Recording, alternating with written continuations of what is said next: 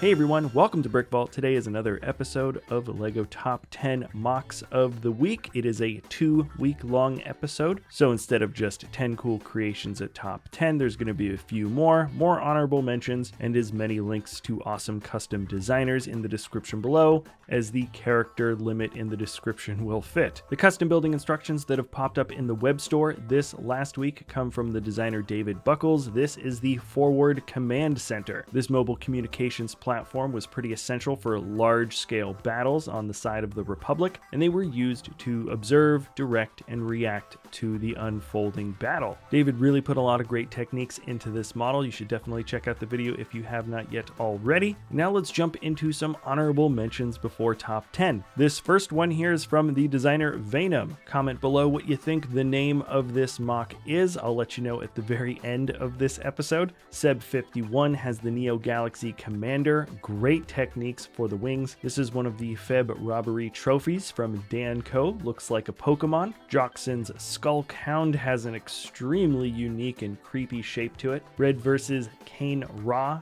is excellent. I love the shape of this bowl with the mechanical details. Fort Dimanchi from the Inventor has some wonderful colors. The title here is Morning Gracie from Shannon Sproul. Looks like the construction workers have created a relationship with the under-sewer monster. Title here, An Admirer at the Tower House from Forlorn Empire. Love the colors. H.Y. Lun made Yay, BMO is so pretty and smart. This is a reunion dinner from Lego Nuts. Andrew Tate has revisited some retro architecture with the build Paradisa Estates. Beta Notice created Pizzatron Mega Factory. This is a colony, possibly a Martian colony, from the designer Mountain Hobbit. And lastly, Mitsuru Nikaido's Football Fish is another excellent mecha creation. All right, let's jump into the top 10, quote unquote. Starting off at number 12, Ralf Langer has Choose Your World. I really enjoy how he managed to get the edges to line up so seamlessly without a break for the water detailing. And let me know, do you think flat earthers would be satisfied with this theory?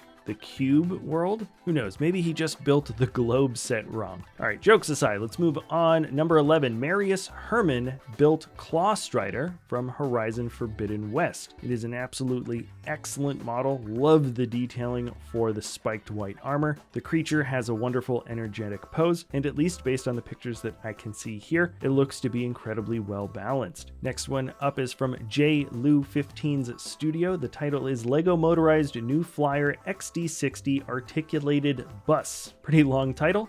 Pretty long MOC with just some wonderful, clean, well-built lines that create this extremely large-scale model. You don't see city buses really getting a ton of love in terms of LEGO builds or just larger engineering attempts in the custom building world. I think this designer did an excellent job knocking out this vehicle though, and it's also motorized, which is pretty impressive because this looks extremely big and heavy to actually move around. Number 9 is from the designer SuckMyBrick, and the title reads Hola DEA. This, I believe, is a scene from Breaking Bad, but it's been cutesified a bit. We have a wonderful expression for the severed head on top of the turtle. The turtle looks kind of cartoony and fun as well. We have simple, expressive lines that create the stepping legs, the arcing neck, and the build for the nose and handlebar mustache in particular pops extremely well for the face detailing. Just a fun build. Don't look into it any further than that. All right, we're jumping on over to Eyrezer,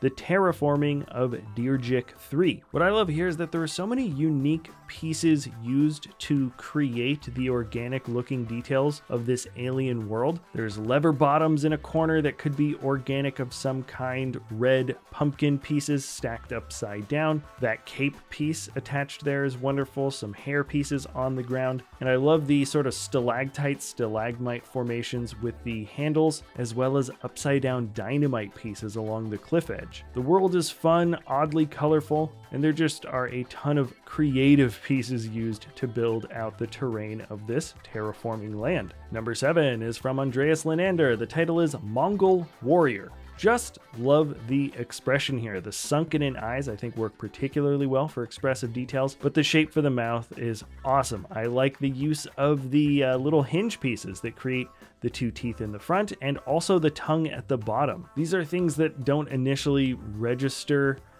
as tongue and teeth immediately, but it works super well for this build here, and it just shows an incredibly deep understanding of Lego bricks and presentation from the designer. Now we're looking at this red vehicle here. You might think it looks a little bit awkward, a little bit tall, or a little bit fat or something. Then when I tell you the designer is Moko, you might have an idea of what this thing can do. And yes, this entire model, without breaking, does transform into this vehicle bot here. Very few builders can do what Moko does when it comes to making a transformer vehicle, and I think the talents of this designer just keep extending and extending. Now this number 5 design on the list is from Jae Won Lee, and what we have here is a combination between an F-14 Tomcat and an X-Wing. He's calling it the FX-14. This is just really fun in every way. The S-foil wings seem to be detailed extremely well, and the angle for both the cockpit and the engine intakes in the front seem to match up just right with the rest of the body. The concept is fun, the execution is awesome. Let's jump right on over to a model from Dylan Lane. The title is Bag End. We've seen tons of different custom bag end builds in the past before with the Hobbit hole, but this one pops out really well because of its nice, large, high, rounded height. In terms of a display piece, I think this is something that would register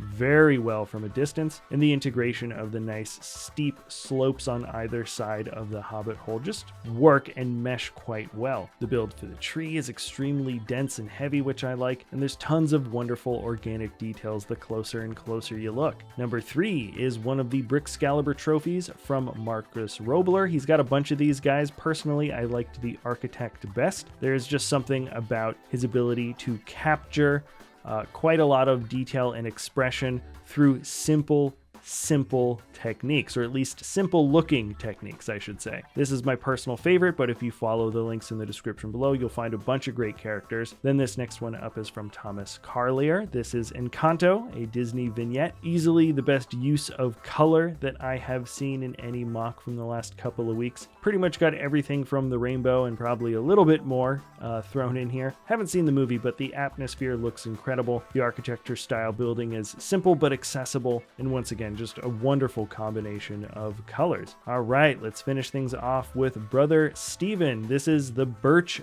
Baron. I really enjoy this model. It's kind of like if an Ent was a birch tree, but also a little bit more civilized. He's got a bit more of a humanoid body shape compared to maybe other walking tree designs, and the fact that he lit up the eyes really gives you an extra bit of magical detailing. Also, I think there's a glowing yellow crystal at the top of his staff. Does his head kind of remind you of a Teletubby? I'm not totally sure. The ground detail also has a lot of colorful leaves and green grass sort of hidden underneath, which I really enjoy. And that's it for my personal favorite top 10 mocks of the week, but there are of course just tons and tons and tons and tons of cool things linked in the description below. Did you guess the name of that mock correctly from the beginning? It is Steve Roger Rogers. Alrighty, that is it for top 10. Thank you for checking out our video, sticking around to the end. If you enjoy our content, feel free to like, subscribe, comment, share, and we'll see you next time at Brick Vault.